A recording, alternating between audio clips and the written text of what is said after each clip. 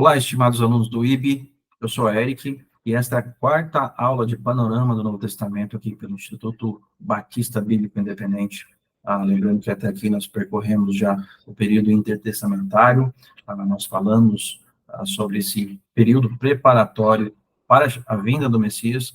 Em Mateus nós discutimos sobre a figura do Messias, o rei messiânico, aquele ungido, libertador, tão esperado pelo povo judeu. Mateus dedica, então, a sua narrativa diretamente ao povo judeu. Na sequência, nós falamos sobre Marcos. Marcos é um pouco diferente em termos de destinatário, do público-alvo. Ele passa a falar ao mundo gentílico, aos romanos. Ele é muito mais rápido nas suas narrativas, com rápidas transições de texto, como nós falamos, a utilização de advérbios de tempo, como no texto original, íteos, que significa imediatamente, logo depois, e assim por diante. Então, nós vimos que Marcos tem esse aspecto literário muito objetivo, e que visa demonstrar aos romanos que Jesus é um servo sofredor, um servo que está em constante trabalho, em constante viagem, e ele então seleciona relatos. Marcos já inicia a sua narrativa mostrando que Jesus é um grande exorcista, que ele realiza grandes milagres, ele não se preocupa com genealogias, ele não se preocupa com explicações que seriam mais voltadas e teriam mais importância ao povo judeu. Então, Marcos é muito mais objetivo nesse sentido. E hoje nós queremos falar sobre Lucas. Lucas, um médico amado, muito provavelmente grego. Então, dentre todos os que escreveram, Lucas provavelmente seja o único não-judeu, o gentil, entre todos os escritores neotestamentários, e é por isso importante a gente enxergar Lucas também com essa formação muito voltada a esse mundo grego, à questão mais helenista. Ele escreve de uma maneira muito peculiar, com o grego culto, e nós vamos observar isso durante a aula de hoje. Espero que você seja abençoado e que seja uma ferramenta útil o estudo da narrativa histórica do Evangelho de Lucas, aí também no seu ministério, e para a glória de Deus.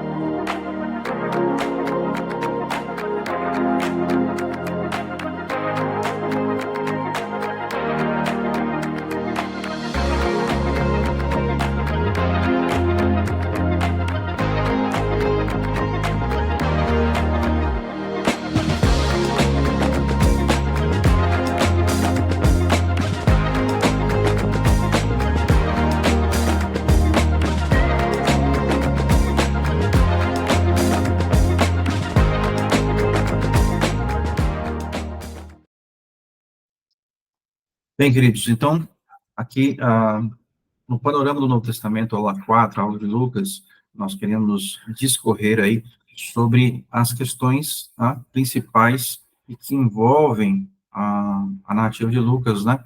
Assim como os demais autores bíblicos. Nós temos falado sobre questões introdutórias, sobre a visão panorâmica, também o que é muito importante conversar é sobre essas características literárias, né? Como Lucas escreveu, como nós podemos, então, desenhar o esboço dessa narrativa histórica, de modo a entender também o pensamento, a linha de pensamento do autor, e o que ele queria transmitir com sua mensagem, principalmente porque existem nuances, embora estejam narrando o fato, eles são sinóticos, né, narrando sobre a mesma visão, eles têm uma complementaridade no que eles narram, mas existem peculiaridades, existem fatos narrados por Lucas que não foram narrados, por exemplo, nos outros evangelhos.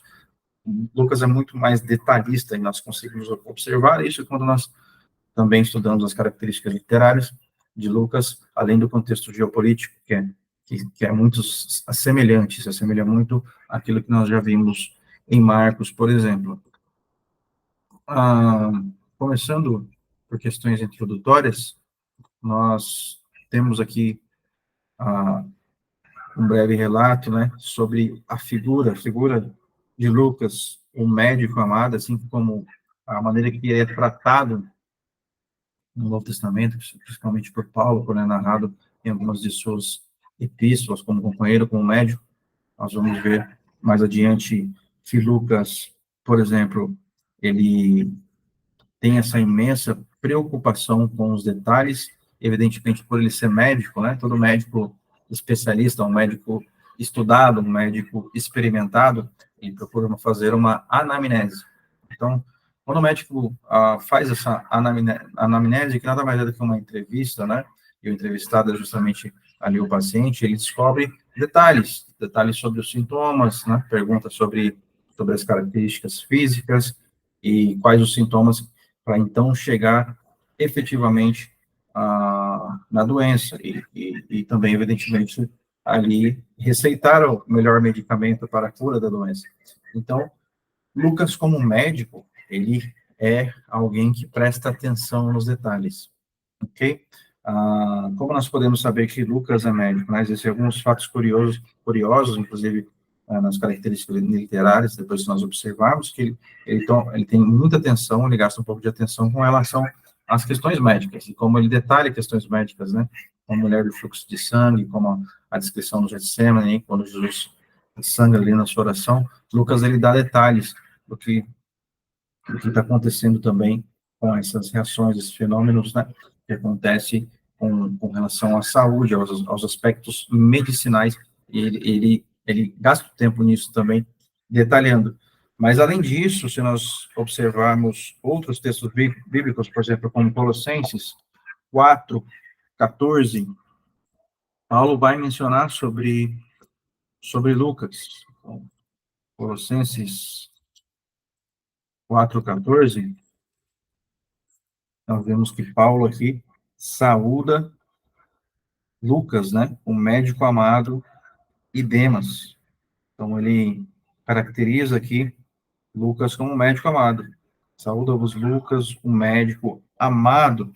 Em outro momento também, em Filemão 24,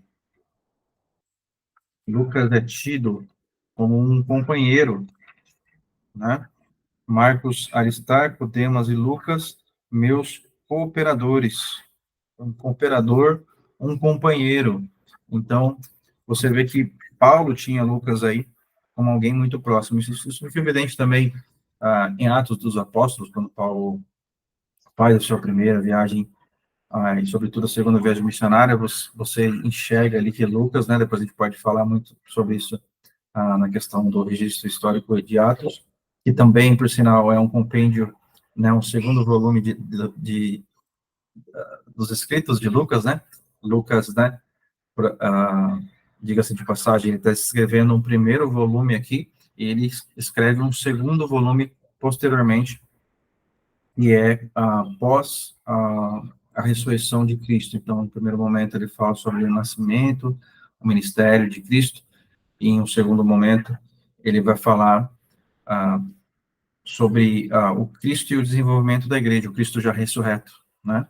Então, o nascimento, ministério, a morte e ressurreição, em Lucas, e depois já o Cristo ressurreto, relatos após a ressurreição de Cristo, a sua ascensão, né, ao céu, e também o desenvolvimento da igreja. Então, Lucas, ele faz dois grandes volumes, né, dois grandes livros, que compreende esse compêndio aí, dessa narrativa de Lucas, onde ele procura de maneira acurada, levantar os relatos, né, a respeito do que ocorreu. Então, Lucas, ele procura detalhar todos esses relatos ao excelentíssimo Teófilo. Então, se você buscar logo no primeiro versículo de Lucas,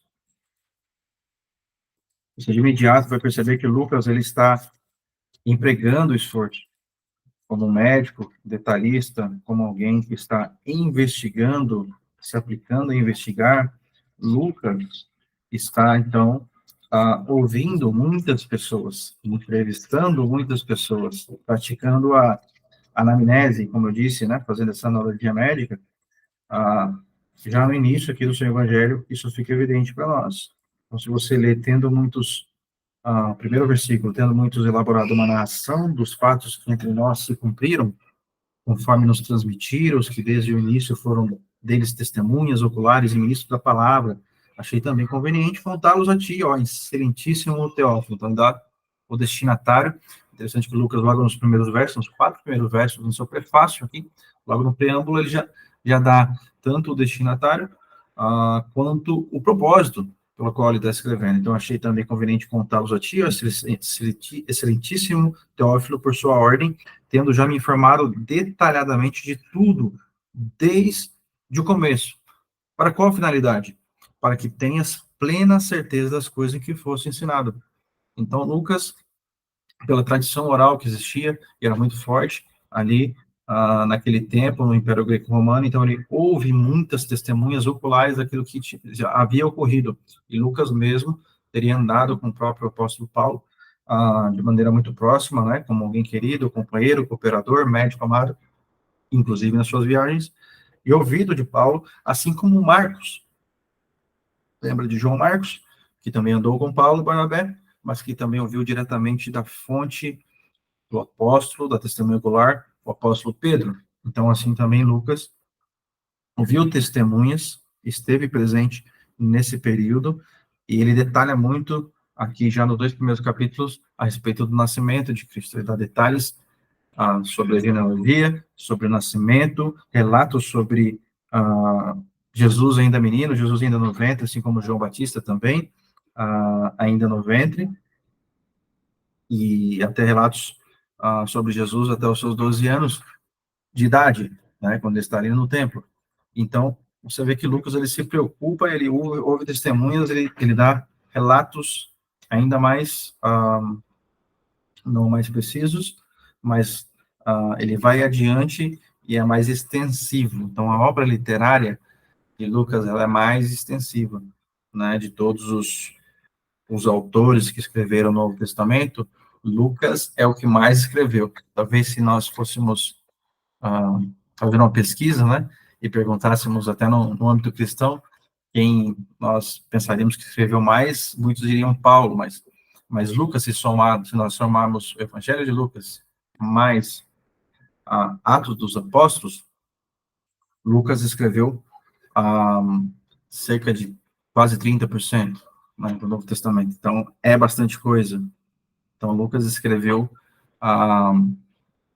mais de 500 versículos apenas para detalhar o nascimento de Jesus. Então, você vê que Lucas, ele gasta muito tempo nisso, e lembre-se que aqui, né, ele está destinando esse evangelho, assim como ele vai destinar o segundo volume, né, dessa narrativa histórica, à mesma pessoa, né, e acredite que seja uma pessoa de uma classe nobre que poderia, inclusive, custear a publicação desse material de Lucas, porque, pelo prefácio, nós identificamos que Lucas tinha por objetivo que isso tivesse uma ampla divulgação e disseminação, porque ele está elaborando uma narrativa dos fatos, com testemunhas oculares, ele está empregando muito esforço, ouvindo ministros da palavra, e ele escreve a este que poderia, então, ser um grande apoiador, um grande patrocinador do ministério também, por assim dizer. Então, o excelentíssimo Teófilo também, se nós lemos alguns textos, como Introdução ao Novo Testamento de E. Carson, né, aquele livro que eu recomendei para vocês, lá existem também algumas hipóteses com relação ao excelentíssimo Teófilo, né, por conta de ser um nome grego, claro, ele está escrevendo para alguém grego, então já evidencia o público-alvo, possivelmente os gregos, né, até porque ele escreve mais com uma linguagem mais rebuscada, um grego mais culto, e próprio Lucas, né, era de origem grega. Então, Lucas, ele consegue atingir o seu público dessa maneira, escrevendo dessa maneira, e ele mesmo sendo grego e tendo essa formação que possibilitou que ele pudesse escrever também aos seus conterrâneos. Mas Teófilo, então, por ser um termo grego, do theos, de Deus, e philos, amigo de Deus, né? Por assim dizer, é tido, por exemplo, por esses livros, que ele poderia ser aí um pseudônimo só para que a mensagem chegasse ao final e fosse disseminada a muitas pessoas, justamente que amava Deus, que era amigo de Deus, e não somente uma pessoa única. E aí, com o pseudônimo, você conseguiria disseminar isso sem, sem dificuldade, né? Você conseguiria que os seus escritos circulassem amplamente pela região ali da Grécia antiga, do Império Romano. Então, Lucas também tinha essa ideia aqui. Ele demonstra grande interesse no ensino da oração, registrando várias orações de Jesus. Então, nós vemos várias orações, se nós já pegarmos logo no começo, capítulo 3, verso 1, nós temos aí no 15º ano do reinado de Tibério César, sendo Pôncio, 3:21, desculpe. Quando todo o povo se batizava, Jesus também foi batizado, e quando ele orava, o céu se abriu. Jesus orando no seu batismo, né? Nós pegamos mais alguns textos, 5:16. Ele, porém, se retirava para lugares desertos e orava. Então, Jesus, ele procurava essa solitude, né? Procurava estar sozinho com o Pai, a fim de que pudesse ali ter um tempo de meditação, de reflexão e de oração junto ao Pai. Então, ele se retirava a lugares desertos, né? Jesus muito ativo, muitas multidões o seguiam, então ele precisava se retirar. Em alguns momentos, ele se retira à alta madrugada. Você percebe, tanto em Lucas quanto em Marcos, que existem momentos críticos em seu ministério, por exemplo, como a escolha dos 12 discípulos, né? Ele se retira para orar antes de tomar qualquer decisão, né? Ele se tira a um lugar deserto, ou ali, alta madrugada, né? Jesus está distante num momento, num horário, num lugar onde ele pudesse estar a sós com o Pai para orar. Isso é importante nós evidenciarmos, né? Que Jesus, como nosso modelo, um modelo para que nós, não como nosso modelo, mas um modelo para que nós sigamos e sejamos imitadores. Nós vemos que Jesus tinha uma vida de oração constante, inclusive quando, e principalmente quando se precisava tomar grandes decisões ministeriais também. Então, Jesus era um homem de oração. Nós vamos ver que Jesus, aqui, um termo-chave, é que Jesus era filho do homem, né? Então, se nós pegamos, inclusive, o texto base, o livro texto, né, por assim dizer, que nós temos utilizado, ele vai dizer que o evangelho, né, que Lucas direciona o seu evangelho principalmente a leitores gregos, como nós dissemos, e ele apresenta Jesus como filho do homem. É um ser humano ideal, como os gregos há muito buscavam um homem perfeito. Lucas desenvolveu sua obra para pôr fim a essa busca, a busca dos gregos. Então, Lucas escrevendo Theophilos, né, duas palavras gregas aí, o excelentíssimo Teófilo, então, acreditando que seja realmente alguém que poderia aí angariar fundos, alguém de posição nobre, que pudesse aí custear a publicação da obra literária de Lucas. Então, ele escreve a um grego, e ele escreve com um grego preciso, culto, escreve destinando a leitores gregos. Então, o termo muito utilizado por Lucas é filho do homem, um homem perfeito, um homem que veio para resolver o problema da humanidade, o grande defeito do homem, da humanidade, que é o pecado.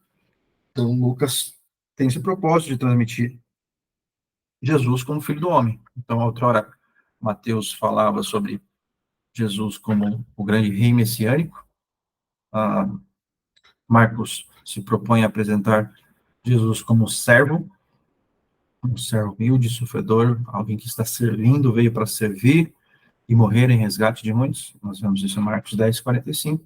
E agora nós estamos falando aqui de Lucas, que busca apresentar Jesus como aquele que é o Filho do Homem, o homem que veio sofrer por nós pecadores em nosso lugar, a nossa morte substitutiva.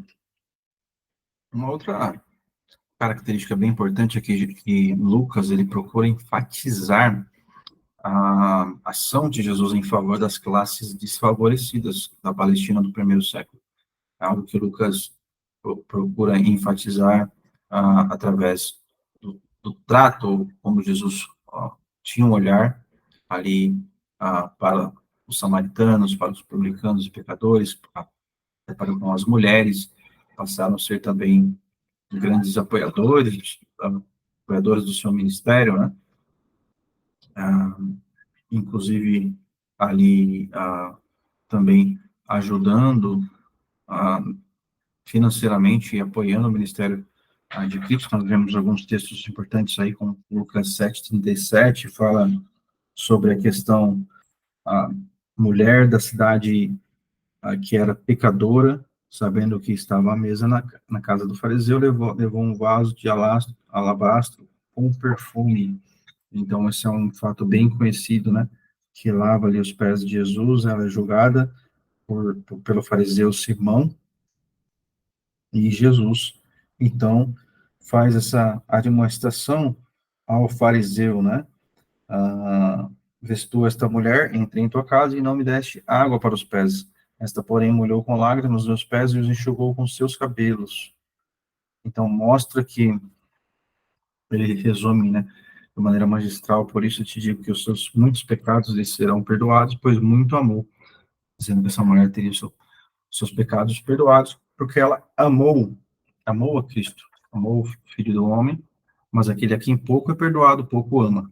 Então, se nós nos encontramos ou nos achamos justos, né, suficientemente justos diante de Deus, nós, evidentemente, vamos amar pouco a Deus. Né?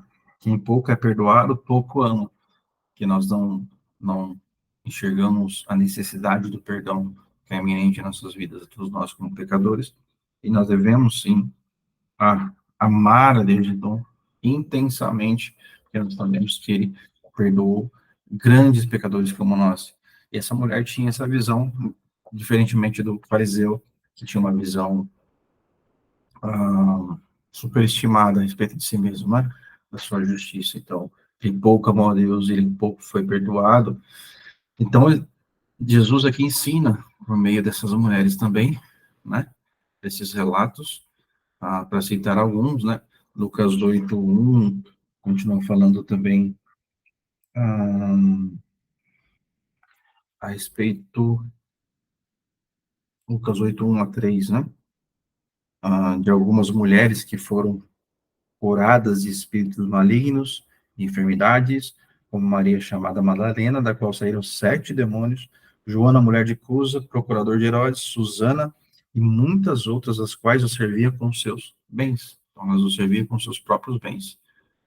Eram mulheres que estavam ali também financiando, né, vamos dizer assim, cooperando diretamente para o ministério de Cristo. Os samaritanos também eram vistos de maneira diferente por Lucas, narrado por Lucas. E aí Lucas mostra que Jesus também tinha um olhar especial para essas pessoas, né, excluídas, né, lembrando que os samaritanos, eles não se davam com os judeus, né, os judeus não tinham os samaritanos como pessoas puras, por assim dizer, porque os samaritanos eles haviam sido vindo de uma linhagem de miscigenação, né? Miscigenação que aconteceu ali no período, principalmente do Reino do Norte. Samaria era a capital do Reino do Norte, quando era tomada pelos assírios, então era um meio de dominação daquele ah, ditador à época, né? Então ele colocava pessoas e outras etnias, a fim de você perder a sua unidade nacional, com essa mistura, né, essa miscigenação de raça. E dali vem os samaritanos, né, essa mistura. E por isso os judeus, então, não se dão bem com eles, né. Nós temos os publicanos e pecadores também tratados de uma forma bem peculiar, como na parábola da dracma perdida, a ovelha perdida, e dos filhos perdidos, né, como eu costumo dizer, que são que é a parábola mais conhecida como a parábola do filho pródigo.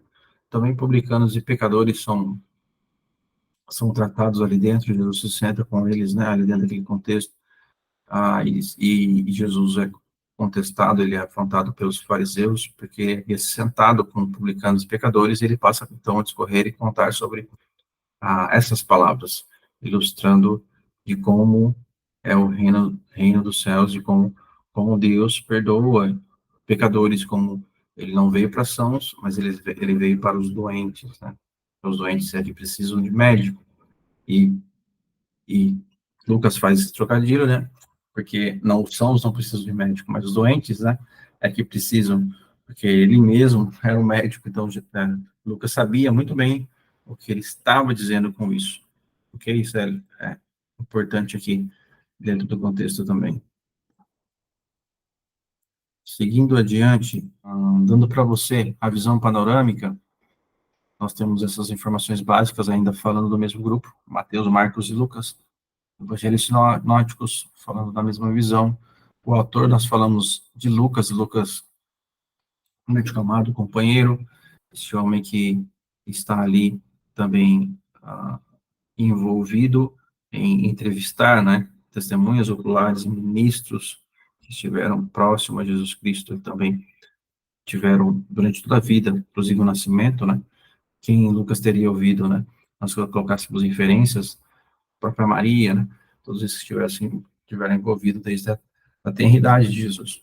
Ele os ouviu para fazer os seus relatos. Então, a tradição oral é uma fonte para Lucas, e veja que também Marcos é uma fonte para Lucas. Como nós falamos, Marcos foi escrito anteriormente, então Marcos serviu de fonte para Lucas, serviu de fonte para Mateus, nós vamos ver isso aí na harmonia, breve harmonia dos evangelhos, se Deus nos permitir falarmos aí na próxima aula.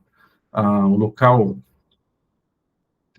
não é conhecido porque o período escriturístico é bem grande, né? Quando nós falamos de período escriturístico, nós estamos falando não na data especificamente, da cronologia, mas estamos falando do tempo que ele usou para escrever, e o tempo é mais longo, porque se nós pegarmos os dois volumes, Lucas e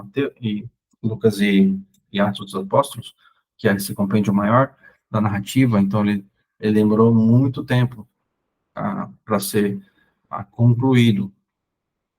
Então, ele esteve em vários locais e esteve aí em viagens, né, diversas, então ele pode ter escrito muita coisa de Roma, como pode ter escrito muita coisa, concluído isso, né,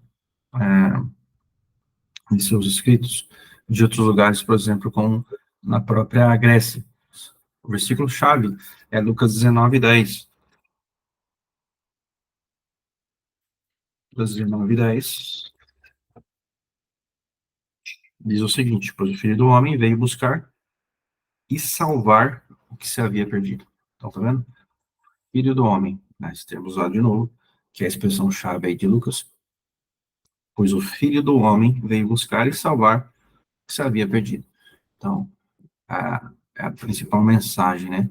Aquele que vem buscar e salvar o homem perdido, né? O homem que está perdido desde a queda, né?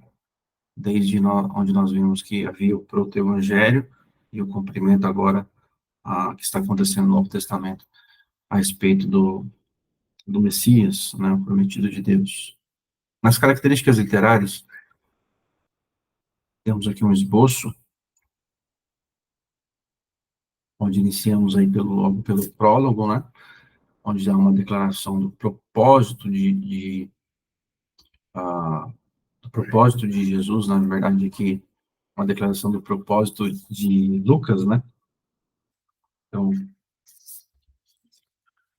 a declaração do propósito de Lucas, é claro que também traz aqui uma declaração do propósito a respeito do que Cristo viria a fazer, mas, como nós lemos no início, ele diz que ele escreveu elaborou uma narração dos fatos, né,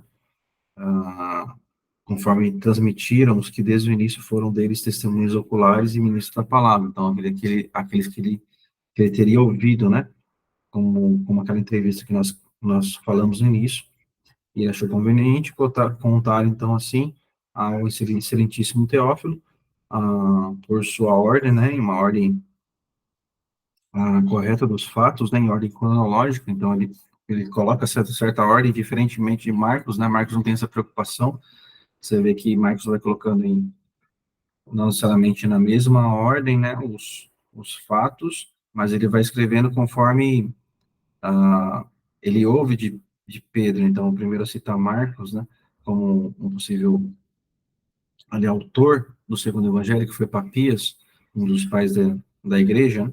Então ele cita Marcos tendo ouvido de Pedro, então Pedro, à medida que ele ouvia de Pedro, ele escrevia esses relatos, então ele não emprega ali a, a, na sua obra literária o esforço de colocá-los em ordem, diferentemente de Lucas. Lucas está ouvindo, está tentando colocar uma ordem, né, de fatos narrados, né, uma narrativa em ordem.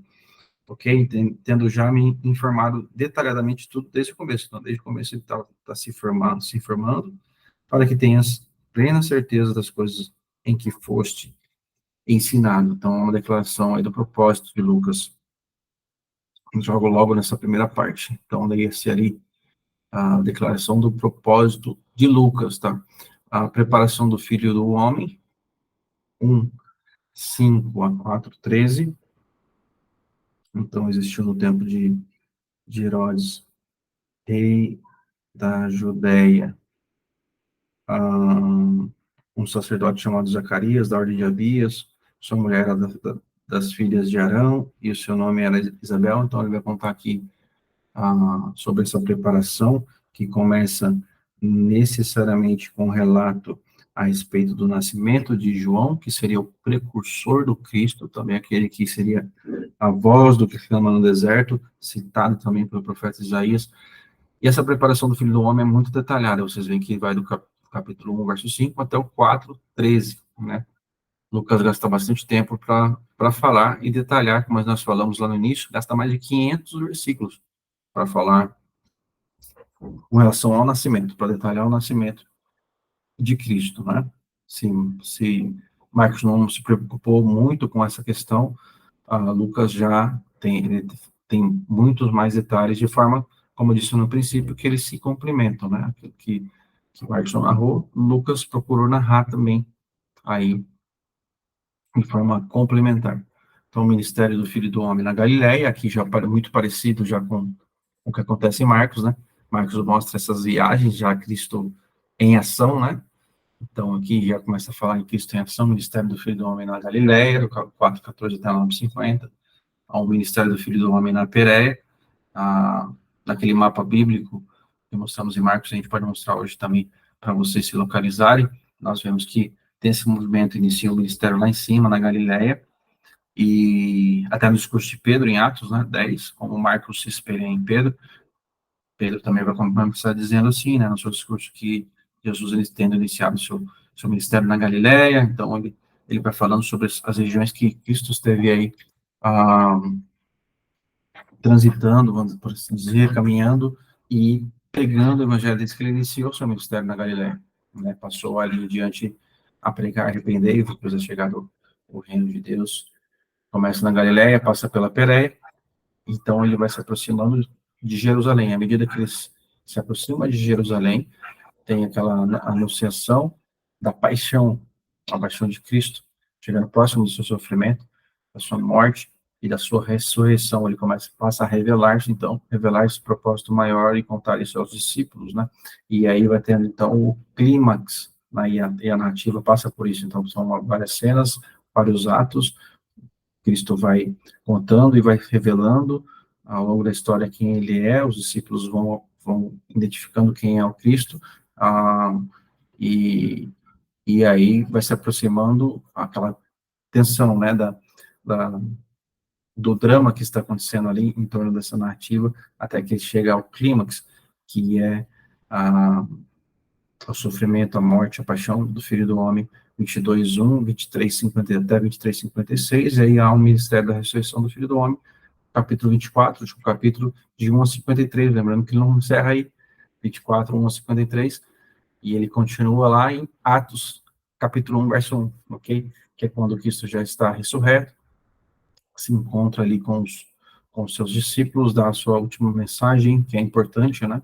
Antes dele ser assunto aos céus, e ele diz que viria ali um Consolador, né? Ao descer sobre eles viria ao Espírito Santo, e eles receberiam poder e seriam testemunhas de Cristo. E olha só, começando ali em Jerusalém, onde eles estavam, eles tinham que guardar lá, ele vai dizer isso, né? Antes de ser assunto, aguarde em Jerusalém, porque ele descerá sobre vós o Consolador, o Espírito Santo, para o cumprimento da profecia e para o desenvolvimento da igreja. Então ele diz, fique em Jerusalém e comece em Jerusalém, por toda a Judéia, que está ali naquele contexto mais próximo, passando Samaria até os confins da terra.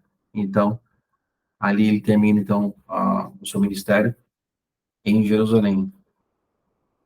E aí, em Atos, ele continua contando a história de Jerusalém já com Cristo ressurreto. Isso é importante de mencionar para vocês aqui, desse esboço. Outra característica importante são as parábolas, né? Registro de parábolas peculiares ao seu texto, ao texto inspirado de Lucas, que não há em outros textos, ok? Então, por exemplo, os dois devedores, o bom samaritano, que nós falamos lá no início, quando Jesus ensina de forma magistral, né?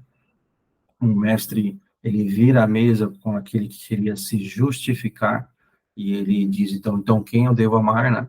Jesus, então, conta a história do bom samaritano, daqueles que passaram de largo, mas o bom samaritano acolheu aquele que estava lá, cuidou dos ferimentos, deixou ali numa hospedaria, e, e ali naquele lugar, Jesus então questiona ao terminar a sua ilustração, quem amou, né? Isso, evidentemente, era difícil para um judeu reconhecer que o samaritano, né, havia amado mais do que os outros, e ele diz, vai, faças o mesmo. Estão dizendo que não adianta nós escolhermos quem nós vamos amar para sermos justificados, né? Aquele que queria se justificar a si mesmo, mas Jesus disse, você precisa amar o seu próximo, aquele que você vê em necessidade. E isso é difícil, isso nós precisamos depender da graça. Jesus vira a mesa, né? Para aquele que era legalista e queria se justificar por meio da lei. Então, o amigo inoportuno também, Lucas 11, 5, 8, o rico insensato, a figueira estéril, os lugares inferiores da festa, são todas parábolas que Jesus cita à medida que ele vai caminhando para a sua morte, caminhando para o seu, né, o cumprimento da sua missão ali na cruz, ele vai revelando parábolas importantes, como da ovelha, dracma e os filhos perdidos, né? Essa é uma parábola aí muito importante, onde nós vemos que, e eu falei isso logo em Mateus, né? Na leitura que eu peço que vocês façam da narrativa sem divisões de capítulos e versículos, porque geralmente a gente não se prega em parábola, mas nós entendemos o contexto onde a parábola foi utilizada como ilustração de um ensino que Jesus queria passar, uma doutrina específica. Então, Lucas 15 não foge a isso. Lucas 15, ele conta várias parábolas aqui, Jesus contando várias palavras, e veja que no início do contexto, ele diz o seguinte, chegavam-se a ele todos os cobradores de impostos e pecadores para ouvir. Os fariseus e os mestres da lei, porém, murmuravam, este recebe pecadores e come com eles. Então, Jesus lhes propôs essa parábola. Então, para quem Jesus está contando a parábola?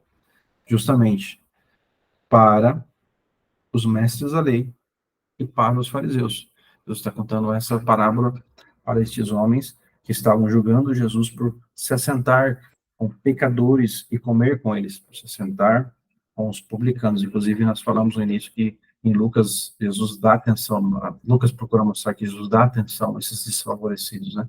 Como aqui os pecadores e os publicanos também, assim como nós já falamos das mulheres e dos samaritanos. Então, Jesus usa essas parábolas de contraste, mostrando a eles que Jesus havia vindo para aquele que se perdeu. Lembrando que o texto-chave ali é que o Filho do Homem veio buscar aquele que se havia perdido. Então, aqui em Lucas 15, ele está falando sobre a ovelha perdida, a dracma perdida, e os filhos perdidos, inclusive o filho mais velho, que é o próprio fariseu que está dentro dessa narrativa, dentro desse personagem que está dentro da parábola que Jesus utiliza, se voltando a ele.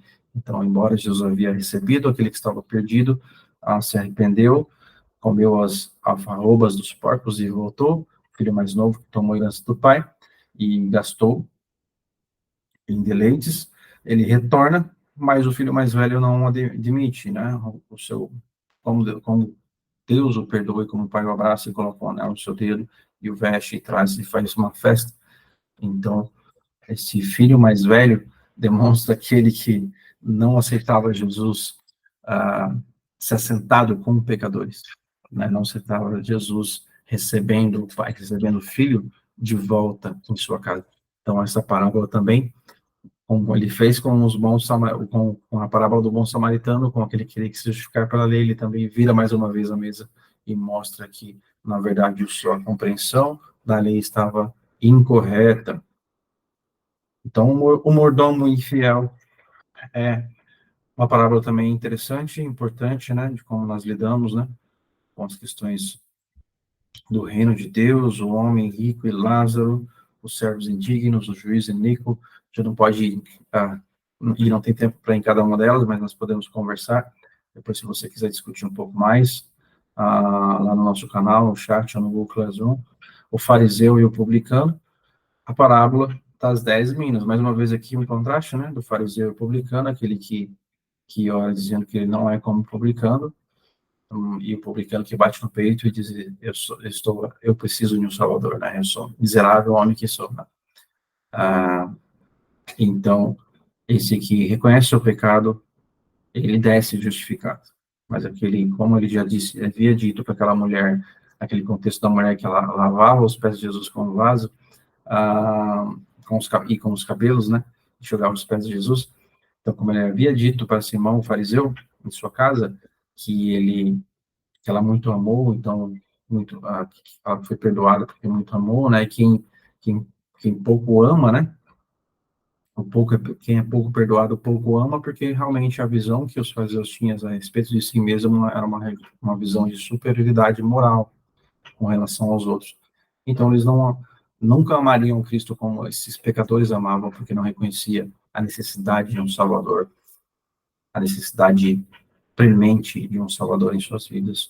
Então, Lucas elabora muitos contrastes e ilustra, assim como Jesus está contando em suas parábolas, ele usa essas parábolas e mostra que Jesus ele veio para os perdidos, ele veio para os doentes como médico, e não para os sãos, ou aqueles que se achavam sãos, mas não estavam de maneira alguma sãos, mas estavam perdidos também, como é o caso dos fariseus.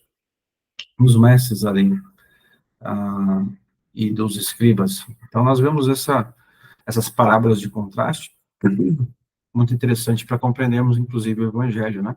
A graça de Deus, que não depende das nossas ações. Olha só, o esboço, o quadro, o resumo, para você entender tudo que nós falamos até aqui, nós temos aí o floco, né? Então, você olha ali do lado esquerdo, são as divisões. 4 divisões maiores para você entender o que nós estamos falando. Então, introdução ao Filho do Homem aconteceu aí do capítulo 1, verso 1 até capítulo 4, verso 33, ele dá uma introdução, fala sobre o momento preparatório do ministério de Cristo, inclusive aí com o batismo, né, e ali a pomba, ali mostrando que o Espírito Santo estaria com ele, e desde o início a figura do Espírito Santo é proeminente. Lucas fala muito sobre o Espírito Santo, como estaria com Cristo, como guiaria, né, desde o ventre de sua mãe, antes mesmo de nascer, estaria com ele, com esse ente santo, né? Então, a introdução ao Filho do Homem acontece nesse contexto, e Lucas põe essa forte ênfase na genealogia, no nascimento, nos primeiros anos do homem perfeito, né? Aquele homem perfeito que os gregos esperavam, esse é o Filho do Homem, e também do seu precursor João Batista. Então, ele passa a narrar nesses primeiros momentos as histórias da infância de Jesus, né? Que são aí entretecidas quando Lucas registra os anúncios do seu nascimento, e a apresentação no templo. Jesus se prepara ao longo de 30 anos aí, que ele praticamente vai sumarizar no capítulo 2, verso 52, que diz o seguinte: e crescia Jesus em sabedoria, em estatura e em graça diante de Deus e dos homens. Jesus, ele sintetiza esse último versículo, ele vai sumarizar esses 2 primeiros capítulos falando sobre a introdução do Filho do Homem. E aí, a descendência do Filho do Homem retrocede ao primeiro homem, né, Adão, e seu ministério começa depois do seu batismo em tentação, quando, inclusive na tentação, ele é guiado pelo Espírito Santo ao deserto para ser tentado, e ali ele é provado, mostrando um contraste, mais uma vez, com Adão, né? Como Cristo vence o pecado, vence a tentação ali de Satanás. Em 4:14 a 9:50, o ministério do Filho do Homem, já efetivamente, nos 3 anos do ministério. É importante notar que o tempo que está ocorrendo aqui, lá embaixo, né, na base da tabela, na última linha, é do ano 4 até o ano 33 depois de Cristo. Então, é bem abrangente, em contraste com aquilo que Marcos se propôs, né? Lá Marcos, nós vimos que o tempo ali que ele está narrando é de 30 a 33, que já narra com Jesus adulto, Jesus ativo, Jesus já operando milagres, né? Como a gente falou de Marcos sendo muito objetivo nos relatos. Aqui não, Lucas inicia do ano 4, logo, né, no nascimento, da genealogia, bem detalhada. Então, está vendo aqui que também dá uma diferença grande com relação ao tempo que Lucas está narrando, o tempo dos fatos, né? Não do período escriturístico, que é mais longo, né? Porque ele ouve muitas testemunhas ao longo dessa jornada aí para a composição da obra literária. Você vê que ele busca os perdidos, né? Sempre o ministério de Cristo aqui buscando os perdidos aos tópicos. Então, existem muitos milagres proeminentes acontecendo nesse tempo. O ministério do Filho do Homem, à medida que o ministério acontece, de 30 a 33, muitos milagres acontecem, e ele busca aqui os perdidos, né, sempre, lembre-se que Jesus não curava, apenas curava, né, com sentido mais físico, né, ali de libertá-los de uma doença física, mas ele sempre dizia, a tua fé, né, te curou, vai, não peques mais. Então ele buscava também esses perdidos, né, os perdidos que estavam ali escravizados pelo pecado, né, que são esse Deus, o Filho de Deus, o libertador dos nossos pecados também. Então, a rejeição do Filho do Homem, 9:51, 19 e 17, há uma rejeição do Filho do Homem, enquanto lá no ministério do Filho do Homem, a autoridade do Filho do Homem sobre muitas esferas é demonstradas ali, a autoridade sobre demônios, enfermidade, natureza, os efeitos do pecado, a tradição de todo o povo, é apresentada como um prelúdio ao seu ministério diverso da pregação, cura e discipulado. Agora, na rejeição do Filho do Homem, a dupla resposta de fé crescente e rejeição crescente já foi introduzida no Evangelho, mas a partir deste tempo cresce a intensidade da oposição ao ministério do Filho e do Homem. É quando, então, esses líderes religiosos passam a acusar de ele estar possesso de demônios, Jesus pronuncia sobre eles uma série de ais divinos, no capítulo 11. Então, você vai vendo que está chegando o momento desse clímax, né, das acusações, para que Jesus, então, seja levado ao madeiro. Isso é importante aqui a gente notar, né, nessa construção narrativa. O ensino passa a se tornar proeminente. Ele estava lá na Galileia, está vendo que está dando uma evolução, está chegando próximo a Jerusalém, onde vai ser crucificado, a crucificação e ressurreição do Filho do Homem. Aí vai acontecer entre o capítulo 19, verso 28, até o capítulo 24, verso 53, a aplicação e a autenticação do seu ministério, né, para a salvação dos perdidos. Após a entrada triunfal em Jerusalém, Jesus enfrenta essa oposição dos sacerdotes, dos saduceus, dos escribas, prediz a destruição de Jerusalém, isso está ali em 19 e 28, até 21, 38, E o Filho do Homem, então, instrui os seus discípulos, lembra, passando a ensinar mais aqui, o ensino passa a ser mais proeminente, porque está mais próximo dos discípulos, mais próximo da sua morte. Ele passa a anunciar aos seus discípulos a sua paixão, a necessidade do sofrimento, da morte e da ressurreição. Então, ele instrui seus discípulos para os últimos tempos antes de sua traição no Getsemane. Então, os três julgamentos acontecem em religiosos, e os três civis culminam, esses três julgamentos civis culminam, então, em sua crucificação. A glória e o fundamento da mensagem cristã são a ressurreição histórica de Jesus Cristo. O Senhor vence o túmulo, como havia prometido, e aparece em várias ocasiões, e seus discípulos, antes da sua ascensão para o Pai.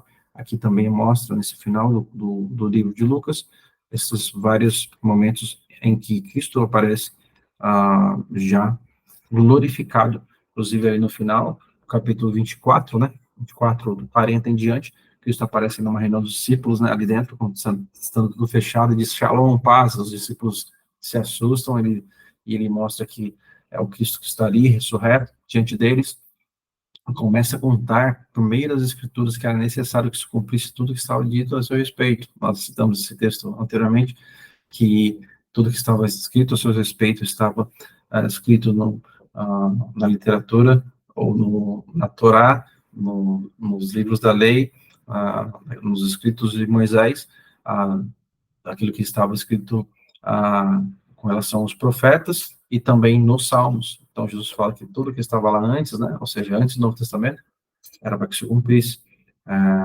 Na sua vida, ele passou por esse sofrimento, a morte e a ressurreição, e é necessário que se cumprisse o que falavam a respeito dele, tá vendo? Então, vamos convergindo realmente para o Cristo, sabendo que ele é realmente a figura proeminente principal, a mensagem está em Cristo da Bíblia, tanto do Novo quanto do Novo, quanto do Antigo quanto do Novo Testamento, que se cumpre em Cristo. Ok? Então, esse é um esboço, um quadro resumo para você. Aí, eu havia falado sobre esse contexto geopolítico, né? Para você ter uma ideia, basicamente o mesmo de Marcos, claro, e está no mesmo contexto, mas eu trouxe para vocês verem como realmente é uma evolução, né? Só para frisar isso, deixar isso bem claro para vocês, né? Através do mapa que Jesus inicia seu ministério na Galileia, né? E à medida que ele vai avançando, né? O seu ministério, ele vem para Pérea, faz essas viagens, né? Muitos milagres, então ele inicia aqui, bem para Pérea, até se aproximar também aqui da Judéia e Jerusalém, sobretudo Jerusalém, onde acontece a sua morte, e ali então os judeus, os discípulos o aguardam, né? A ressurreição, nós lemos isso em Lucas capítulo 24, quando Jesus aparece ressurreto, e em Atos 1, que é a continuidade de Lucas, né, nesses dois livros que Lucas escreve, nós vemos que Jesus espera que os discípulos estejam aqui ainda até a profecia cumprida do Espírito Santo, né, derramado sobre eles, o Consolador, para que eles então fossem encorajados e fossem ali por começando em Jerusalém, toda a Judéia, passando por Samaria, né, e até os confins da terra. Então, começa aqui, a história começa aqui, né, onde Cristo morreu, na verdade, inicia também ali em Atos 2, a história da igreja, o desenvolvimento da igreja, é isso que nós queremos falar e contar para vocês, se Deus nos permitir, nas próximas aulas, onde nós falaremos sobre Atos dos Apóstolos, que é a continuidade de Lucas, ok? É claro que antes aí, a gente tem o Evangelho de João, né, dentro daí do cânon, né, bíblico, da medida exata que o Senhor nos deu, tá ali naquela ordem, porque é uma ordem lógica, né, a gente sabe que os evangelhos servem de subsídio, a substância é o prólogo, por assim dizer, de todo o Novo Testamento. Então, esses quatro evangelhos estão ali, né, nesse compêndio maior, e aí Atos dos Apóstolos já vai dizer a respeito do desenvolvimento da igreja.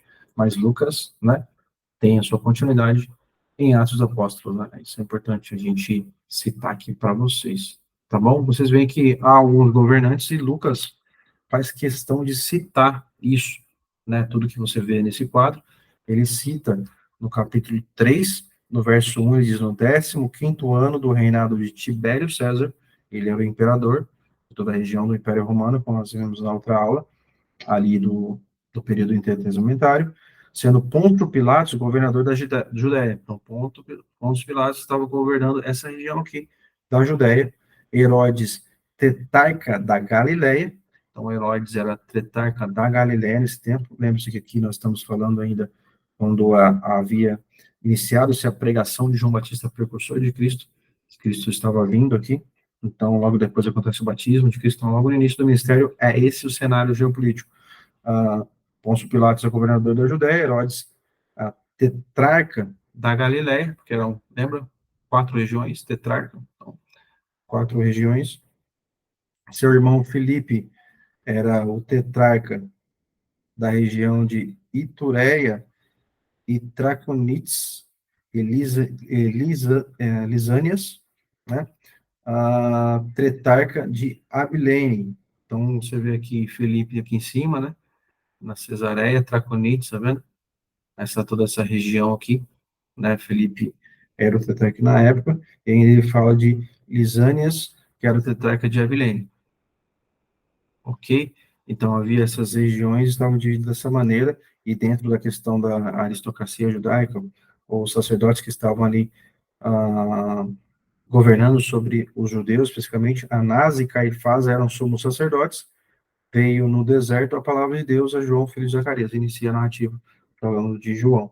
Então, esses eram os governantes da época, essa é a questão geopolítica. Os judeus estavam ali sendo governados pelos sumos sacerdotes. Anás, que era praticamente o sacerdote emérito aí, e Caifás era o sumo sacerdote principal. Lembrando que Ananias também é citado mais adiante, são praticamente essas 3 figuras aí proeminentes no governo.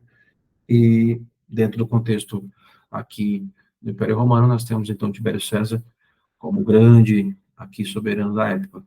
Ok? Então é isso que eu tinha para vocês no dia de hoje, queridos. Eu espero que vocês tenham aproveitado a lição e que seja um grande bênção, um instrumento aí para a edificação da igreja, do seu ministério, onde quer que você esteja ensinando, na escola bíblica dominical, na pregação, que Deus o use, né, por meio da exposição das Sagradas Escrituras, e que você possa, então, estudar aí esse conteúdo para que na próxima aula, se Deus nos permitir, nós possamos nos falar outra vez. Deus os abençoe e até a próxima.